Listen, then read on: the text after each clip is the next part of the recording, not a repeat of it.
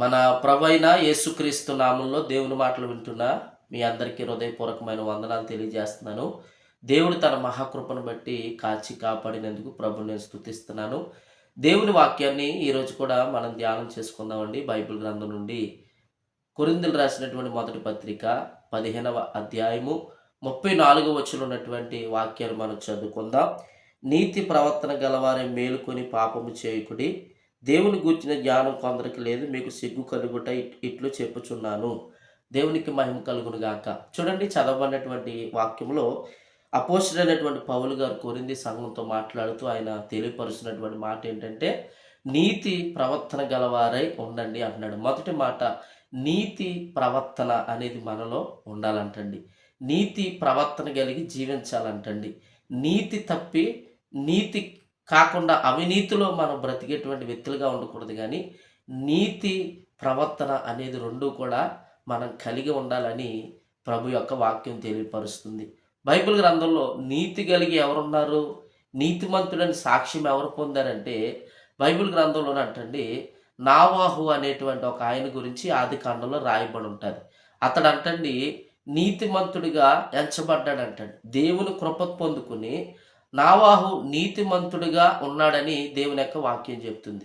ఏమిటి నీతి అంటే, మనం లోకంతో మమేకం అవ్వకోకుండా, లోకానుసారంగా మనం బ్రతకోకుండా, దేవుని బిడ్డలుగా ఈ లోకంలో మనం నీతి కలిగి బ్రతకడమే నీతి కలిగి జీవించడం అంటే. నావాహు అంటండి దేవుడికి నావాహుతో చెప్పాడు ఏమనంటే, నావాహు జలప్రలయం నేను రప్పించబోతున్నాను, కాబట్టి ఇదిగో నా దృష్టికి నువ్వు నీతిమంతుడిగా కనబడ్డావు, నా దృష్టికి నువ్వు నిందారహితుడిగా ఉన్నావు, అందరూ చెడిపోయిన వారుగా కనపడ్డారు, అందరూ కూడా నీతిమాలిని పనులు చేసేటువంటి వ్యక్తులుగా ఉన్నారు, కానీ నీవు ఇదిగో నీతిమంతుడిగా, నీవు నిందారహితుడిగా నువ్వు నాకు కనపడ్డావని నావాహు గురించి దేవుడు మాట్లాడతాడండి. కాబట్టి నావాహు ప్రత్యేకించబడ్డాడు. నావాహు లోకంతో కలవకుండా ప్రత్యేకంగా నీతిమంతుడిగా నావాహు జీవించాడంటండి. దేవునికి మహిమ కలుగును గాక. అందుకే వాక్యం ఇక్కడ అంటున్నాడు, నీతి ప్రవర్తన కలిగి మనము ఉండాలి అంటున్నాడు దేవుడు. దేవునికి మహిమ కలుగును గాక. రెండో మాట ఏమంటున్నాడంటే, దేవుని బిడ్డలారా, ప్రవర్తన, మన ప్రవర్తన కూడా చాలా నీతి ప్రవర్తన అనేది మనలో ఉండాలి. నీతి మాలిన పనులు చేసేటువంటి వ్యక్తులుగా మనం ఉండకూడదని ప్రభు వాక్యం చెప్తుంది. ఇంకా మూడో మాట మనం చదివితే, దేవుని బిడ్డలారా, మేలుకొని పాపము చేయకుడి అంటున్నాడు. మేలుకోవాలి మనం. దేవుని బిడ్డలారా, మేలుకునేటువంటి వ్యక్తులుగా ఉండాలి. నిద్రపోతున్నటువంటి వ్యక్తులుగా మనం ఉండకూడదు.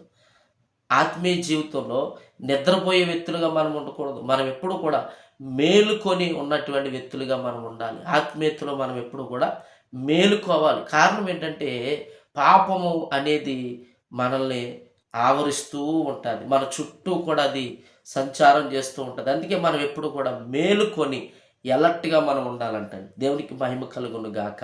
ఒక బ్యాంక్ దగ్గర లేకపోతే ఒక ఏటీఎం దగ్గర ఒక వ్యక్తి కాపలా ఉంటాడు, కావలిగా ఉంటాడు. ఎందుకని? ఆ వ్యక్తి ఆ యొక్క ప్రాపర్టీని లేదా ధనాన్ని కాపాడాలని అక్కడ సెక్యూరిటీగా పనిచేస్తాడు. సెక్యూరిటీ పడుకుని ఉంటాడు, కానీ చిన్న శబ్దం వచ్చినా, చిన్న అలికిడి వచ్చినా ఆ వ్యక్తి ఏం చేస్తాడో తెలుసా? మేలుకుంటాడు తొందరగా. అలాగే మన ఆత్మీయ జీవితంలో అలర్ట్గా మనం ఉండాలి. కారణం ఏంటంటే, ఇక్కడ వాక్యం అంటుంది మేలుకొని పాపము చేయకుడి అంటున్నాడు. పాపం అనేది మనము చేయకూడదు అంటండి. మేలుకు కలిగి ఉండాలి మనం. పాపం చేయకుండా మనం ఎప్పుడు స్పృహలో ఉండకూడదు.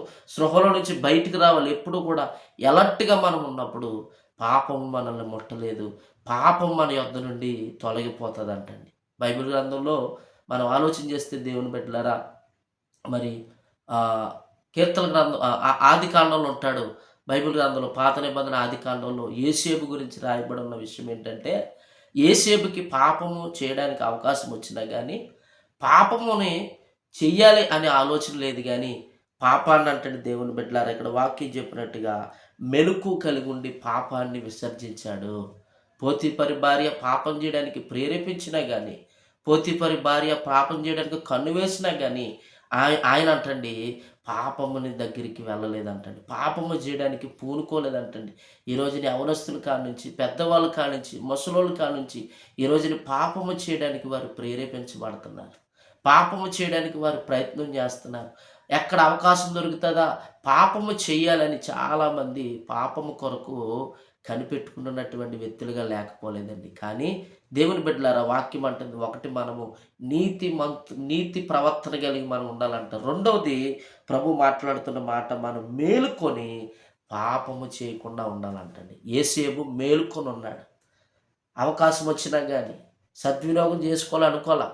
ఇదిగో పోతీఫరు భార్యే నాకు ఆఫర్ ఇచ్చింది కదా అని చెప్పి యేసేపు అంటండి అవకాశం వచ్చింది అనుకోలేదు కానీ పాపానికి దూరంగా పారిపోయాడంటండి. దేవునికి మహిమ కలుగును గాక.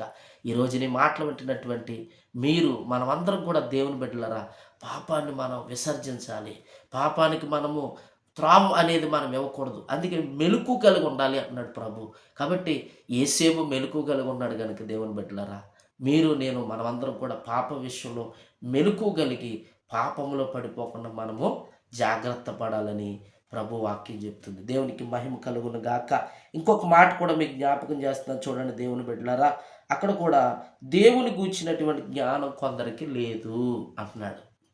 నిజమే దేవుని బిడ్డలారా, కొంతమందికి జ్ఞానం లేక చెడిపోతున్నారు, జ్ఞానం లేక తప్పిపోతున్నారు, జ్ఞానం లేక దేవుని బిడ్డలారా రకరకాలుగా వాటిని అనుసరిస్తూ పాపంలో బ్రతుకుతూ జీవిస్తున్నారు. జ్ఞానం లేని వ్యక్తులుగా ఉంటున్నారు. ఈ మాటలు వింటున్నటువంటి దేవుని బిడ్డలారా మనకు జ్ఞానం ఉందా లేదా అనేది మనం పరిశీలన చేసుకోవాలి.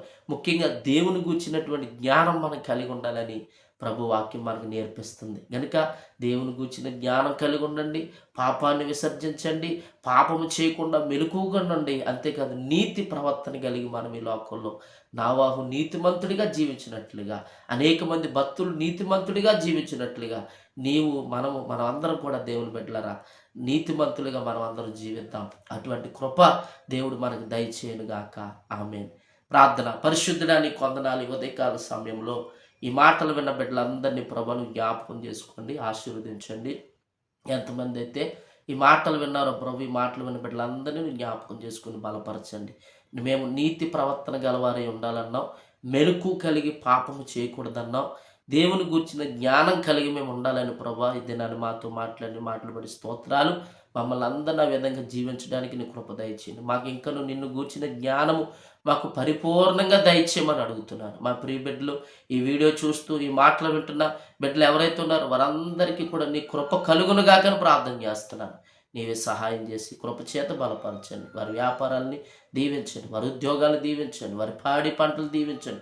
రోగులైన వారికి ఎవరైనా ఉంటే వారికి స్వస్థత ఆరోగ్యము యేసు నామములో కలుగునుగాకని ప్రార్థన చేస్తున్నాను. నాయన నీ కృప చేత బలపరిచి ఆశీర్వదించి మహిమ ఘనత ప్రభావం పొందుకోమని, అలాగే ఈరోజు పెళ్లి రోజు పుట్టినరోజు జరుపుకుంటున్న వారు కూడా దీర్ఘాయుష్యులను కలుగు చేసిన ఆయన నీ కృప చేత దీవించమని యేసు నామములో ప్రార్థించి స్తుతించి అడుగుతున్నాం తండ్రి. ఆమేన్. ఆమేన్. అందరికీ వందనాలండి.